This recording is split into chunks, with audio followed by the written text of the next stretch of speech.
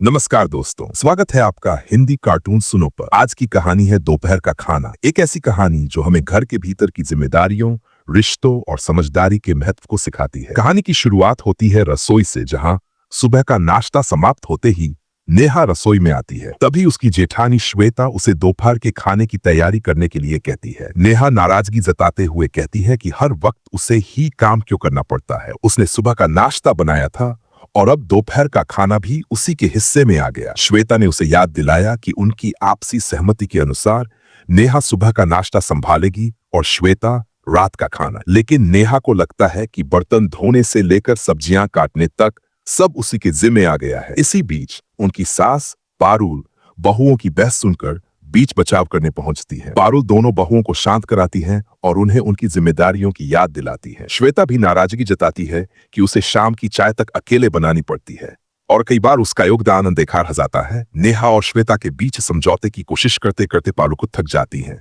नेहा को शाम को अपनी सहेली मता के पति के प्रमोशन की पार्टी में जाना था, लेकिन वह जानती थी कि घर की जिम्मेदारियां उसे जाने नहीं देंगी। ममता उसे सुझाव देती है कि वह रात में अतिरिक्त खाना ना करके और अगले दिन उसे ही गर्म करके परोस दे।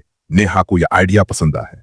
नेहा रात को पूरे मन से खाना बनाती है और कुछ सब्जियां फ्रिज में रख देती है। सुबह होते ही वह जल्दी जल्दी फ्रिज से खाना निकालकर गर्म करती है और सबको परोस देती है। लेकिन दिन भर के काम और पारिवारिक तनाव के बीच नेहा और श्वेता की बहस फिर से शुरू हो जाती है। पारुल दोनों बहुओं की बहस से परेशान होकर अपने बेटे सुहेल को घर के कामों में सभी की भूमिका पर चर्चा करने के लिए कहती है। उन्हें यह भी लगता है कि अब समय आ गया है कि सभी को अपनी जिम्मेदारियों को सही तरीके से निभाना चाहिए। धीरे धीरे नेहा और श्वेता को यह एहसास होता है कि उनकी आपसी नोकझोंक पूरे परिवार पर बुरा असर डाल रही है। अंत में दोनों बहुएं मिलकर एक दिन दोपहर का खाना बनाने का निर्णय लेती है। इस प्रयास से न केवल परिवार के खाने का आनंद बढ़ता है, बल्कि उनके रिश्तों में भी मिठास आ जाती है। तो दोस्तों, ये थी आज की कहानी, जिसमें नेहा और श्वेता ने यह सीखा कि जिम्मेदारियों को साझा करके ही परिवार में सामंजस्य और खुशहाली लाई जा सकती है। आखिरकार घर किसी एक का नहीं, सबका होता है। अगर आपको हमारी कहानी पसंद आई हो